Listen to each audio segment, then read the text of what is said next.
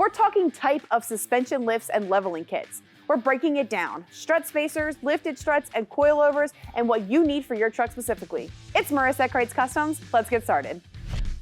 Whether you're wanting to lift or level your truck, most brands have 3 different options for your vehicles. They have strut spacers, lifted struts, or even coilovers. Now, breaking it down, going into a leveling kit is adding anything to the front to match the rear height of the vehicle. It doesn't do anything to the rear. So whether you're wanting to do a strut spacer, which compresses your factory strut to add that lifted height, you can replace the struts completely with a lifted strut, which is going to give you the height on there, or a coilover, which has the same aspect of a lifted strut, but gives you the ability to adjust it for ride quality.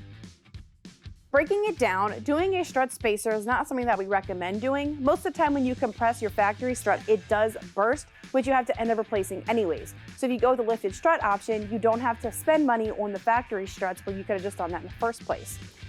Now, coming down to cost, leveling kits are pretty inexpensive, anywhere from $100 ranging up to $500 depending upon how excessive you want to go with that kit.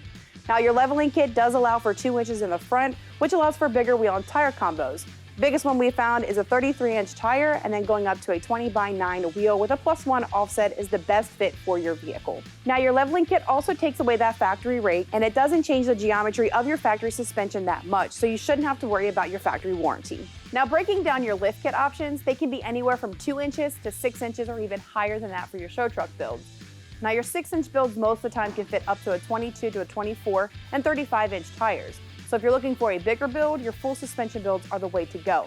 Now, price ranges for this are going to be anywhere from $500 all the way up to your $5,500 mark, depending upon how high you want to go, as well as what kind of suspension you want to do, whether it's lifted struts or even a full coilover build. Now, some of the suspension brands don't have the full coilover option. Some Rough Country 4-inch kits don't have the coilovers, but BDS does have those options with the Fox coilovers. So it just depends on how high you want the truck, how much you want to spend, and what ride quality you want on your vehicle.